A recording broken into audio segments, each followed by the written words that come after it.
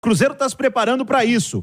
E o Larcamon, o Nico Larcamon, tá montando o time e fazendo testes e abrindo disputas. Não é isso, Pansieri? Boa noite. Boa noite para você, Léo. Um abraço a quem nos acompanha na turma do Bate-Bola. Grande do Panzi, o Cruzeiro. Rubinho também trouxe as informações legais aí de reunião. O Cruzeiro querendo segurança e também tendo aí esse convite para fazer essa vistoria, né, de praxe em relação a vestiário e outros também em outras áreas aí da arena. Mas o Cruzeiro, na Toca da Raposa, trabalhando pesado para esse confronto. Ainda é uma data de pré-temporada e esse comentário do Panzi é impossível esquecer, porque se a gente for pensar, né, Léo, que hoje é dia 31 e ainda num calendário não tão longe assim, num passado, os times faziam ainda pré-temporada em alguma ocasião nessa época do ano, estava ali naquele final de pré-temporada, o campeonato começa e aí o time precisa também jogar e preparar essa galera. Por isso, foi escolhido um trabalho durante a semana, apenas na parte da manhã. E aí, quem precisa, é na parte da manhã. Mas quem precisa fazer uma composição, fica para fazer à tarde. Almoça e faz, entendeu? Então, essa é uma ideia que muitas vezes o torcedor, o ouvinte acha, não, o treino só de manhã e é liberado à tarde. Não, quem tem uma necessidade de fazer um trabalhinho a mais, fazer algo mais importante, ele vai fazer para melhorar a parte física. E aí, Léo, nessa disputa por posição no meio-campo, vamos colocar que tem o Lucas Romero, que tem uma chance boa de começar o jogo? Tem. Agora, será que ele vai colocar, mesmo com o Lucas Romero, esse tempo todo sem atuar? É uma dúvida, porque no último jogo ele optou por Ian Lucas e Lucas Silva. No primeiro jogo, ele optou por Lucas Silva e Japa. O Lucas Romero, para começar o jogo, tem que estar 100%. A informação que a gente tem é que ele está treinando muito bem, que ele está completamente adaptado já a esse trabalho que o Cruzeiro queria e tem um fator preponderante nessa história toda. Conhece o Nico, né? Conhece o Nico Larcamon do Leão. Então fica essa dúvida, daqui a pouco a gente chega na defesa, mas eu já começo a pensar e a trabalhar nesse meio-campo do Cruzeiro, Léo. Então vamos trabalhar nesse meio-campo do Cruzeiro e do Panzi. O Romero, que ainda não estreou pelo Cruzeiro. Pode começar o jogo, Edu? Se você fosse o Nico Larcamon, você já começaria com o Romero? Por mais que ele esteja voltando, ele não era uma lesão, né, Pansi? Ele estava trabalhando para ter um equilíbrio muscular. Exato. Começa com o Romero, o Cruzeiro precisa? Ô, Léo, eu não tenho a menor dúvida que na cabeça do Nico Larcamon ele quer começar com o Romero. Mas quem vai escalar o Romero é a parte física do atleta. Se ele aguentar jogar mais do que 45 minutos, eu acho que ele começa o clássico sim. E muito em função disso que o Pansieri acabou de falar, do conhecimento que o Romero tem do Larcamon e vice-versa. E o Romero, ele tem a capacidade de fazer a cobertura que falta do lado direito. O volante que vai fazer a cobertura do lado direito do Cruzeiro, que tem sido o pior lado da equipe. Tenho escutado muita gente falando do lado esquerdo, o Cruzeiro perdeu força do lado esquerdo sem o Marlon, o lado esquerdo isso, o lado esquerdo aquilo. O lado esquerdo do Cruzeiro ofensivo foi da onde saíram as melhores jogadas do Cruzeiro nos 2 jogos. Contra o Vila, onde saíram os gols. Mas o gol do Gasolina foi pela direita, mas a jogada é construída na esquerda também. É uma rebatida de um cruzamento que o Gasolina faz. Porque o lado esquerdo hoje é o mais forte por conta de Matheus Pereira e Arthur Gomes. Ainda que não tenha o Marlon apoiando. Para mim, o problema do Cruzeiro tem sido o lado direito. Que o William sobe como um ponta, já que ele é o ala, e ele tem a obrigação de retornar para fechar a linha de 4. E esse caminho que ele tem que percorrer é maior. E está faltando a cobertura. Precisa de alguém com esse entendimento. E o Romero é o cara que pode ter esse entendimento melhor do que o Larcamon pensa para essa função. Jogava com o Larcamon assim no México, joga do lado direito, já jogou como lateral direito no próprio Cruzeiro. Então talvez seja a peça que esteja faltando para dar equilíbrio ao lado direito, que tem faltado esse equilíbrio, principalmente nesses 2 jogos, que é o recorte que nós temos. Perfeito, Edu. Principalmente com a liberdade que ele dá para o William, né? Nessa formação.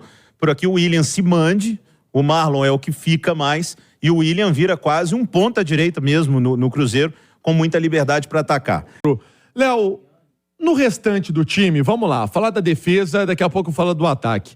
A defesa é uma disputa por posição, isso está bem nítido para mim, já que o Neres está fora do confronto, o Neres foi advertido com 2 cartões amarelos, né? E aí o vermelho, por isso expulso no último jogo contra a equipe do Atlético.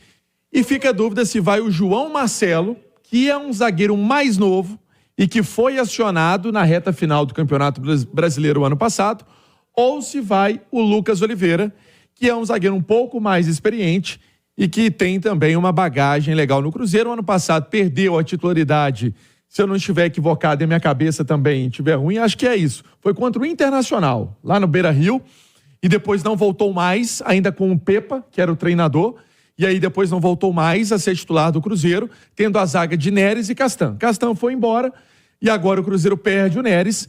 Tem o Zé Ivaldo, que para mim não sai, e aí não é só um achismo, entre aspas, é informação, que o Zé Ivaldo passou no teste do Nico, então vai pro jogo, e aí vai ser João Marcelo ou Lucas Oliveira, Léo. Odu, entre João Marcelo e Lucas Oliveira, porque acho que o Zé Ivaldo é hoje, tecnicamente, o melhor zagueiro do Cruzeiro, na minha opinião.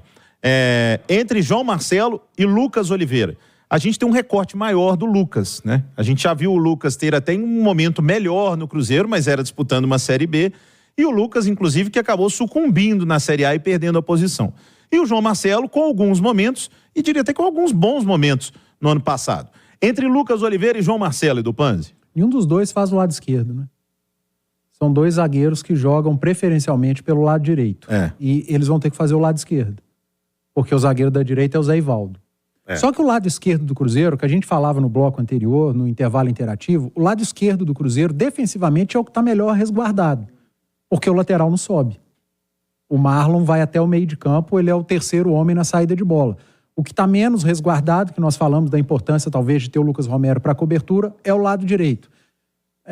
Alguém vai ter que fazer o lado que não gosta. Agora, olhando o Cruzeiro com a bola, qual dos dois tem a melhor capacidade de centralizar? Porque é Marlon na esquerda, um dos dois, e o Zé Ivaldo na saída de três. Teoricamente, seria um zagueiro central ali. Para mim, o Lucas Oliveira que fazia isso com o Pesolano. Ele passou uma temporada inteira fazendo isso. Ele tem um melhor entendimento da função, ele já está no Cruzeiro há mais tempo, ele conhece o Marlon, ele jogou com o Zé Ivaldo, ele conhece o William, ele conhece o Lucas Silva. Então, a minha escolha de quem não está assistindo o treino, porque, por exemplo, eu não teria escolhido o Palácios para jogar Nova Lima, mas quem tá, o Larcamon escolheu por conta dos treinos. Né? Será? A entrevista dele foi. Não, eu sei, mas eu tô dizendo assim, será que o Palácios convence no treino? Ele convenceu o Larcamon e o Larcamon tem o direito de ver o Palácios jogar, Sim. né? Nós já vimos, ele tem todo o direito. Talvez não tenha gostado. Mas sem observar treino, a minha escolha seria o Lucas Oliveira por todos esses motivos que eu citei. Pansi. E fica essa dúvida e esse mistério. Teve trabalho tático hoje, então vai ter trabalho tático amanhã e na sexta-feira. E aí ele resolve esse time com outras observações. Eu fico muito também na curiosidade em relação a esse lado esquerdo, porque vocês comentaram muito do Marlon. E o Marlon, quando às vezes vai atacar, e a gente que está ali no campo a gente vê, parece que o Arthur está faltando um entendimento também do Arthur do que vai fazer com o Marlon, né? Se vai fazer ali 1-2, se vai deixar o Marlon ultrapassar, se vai fazer uma jogada. Será que ele vai optar pelo Arthur Gomes ali também? Eu vou colocar essa dúvida porque o Japa foi um jogador que fez muito lado esquerdo com o Seabra. Daqui a pouco tem informação do Seabra, inclusive, Léo.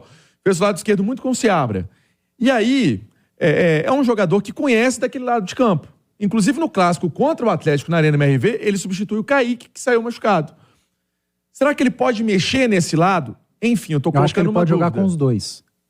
Você tira o Robert, entra com o Japa, traz o Matheus Pereira pro lado direito. Porque o Japa teria que jogar como ponta.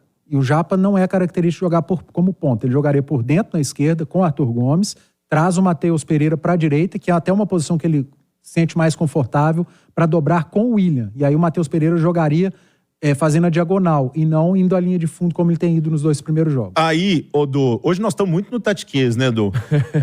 Mas aí eu vejo um problema.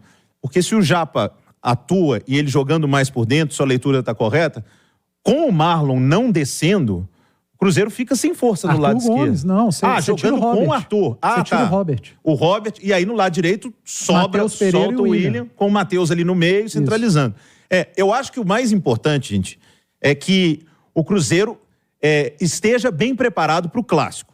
Que lá dentro, a turma chame o Larcamon e fale com ele, amigão, é início de trabalho, ninguém aqui vai pedir sua cabeça, nós estamos contigo, nós sabemos que o time precisa ser qualificado, continua fazendo, mas explica para ele o peso e o tamanho do jogo deste sábado. Porque você fala com qualquer cruzeirense que tem que entender que é início de temporada, que o treinador é novo, que mudou o esquema tático. O torcedor do Cruzeiro sabe disso muito bem. Agora, fala pro torcedor do Cruzeiro que sábado é jogo contra o Atlético, é clássico e pouco importa. Então, o Larcamón precisa ser muito bem pautado disso. Porque no ano passado, o Cruzeiro deu uma grande mostra disso. O Cruzeiro tinha um time bem inferior ao Atlético, fez um jogo espetacular, ganhou dentro da Arena MRV sendo melhor. Ou seja, o Cruzeiro, mesmo sendo inferior tecnicamente, mostrou que é possível. Mas é preciso passar isso pro Larcamón. O cara que vem de fora, tá conhecendo a cidade agora, o clube agora. Esse jogo é diferente de tudo. Arremata o Cruzeiro, Pansi. Com a notícia do Fernando Seabra e complemento com outra, o Cruzeiro está atrás de um técnico para o Sub-20. E quem está passando também esse trabalho é o Pedro Martins com o Paulo Autuori. Estão debruçados em arranjar esse treinador que tem características muito que, se a gente ficou no Tatiquês, em relação a esses jovens, muitos fizeram mais de uma função muito por conta do Seabra. E que é um perfil desse treinador que tem essa bagagem, que tem essa característica de trabalho. O Seabra foi anunciado hoje no Bragantino, numa informação que nós trouxemos aqui na Itatiaia, que não era só pela questão familiar, né? O Sub-23, porque numa saída do Caixinha, o Seabra pode assumir essa oportunidade no Bragantino, caso surja, né? Caso surja, estou colocando uma possibilidade. Mas então, boa sorte também para o Seabra, que deixou um trabalho muito legal aqui no Cruzeiro, e o Clube Celeste atrás desse profissional para tocar o Sub-20 do Cruzeiro, que está de férias.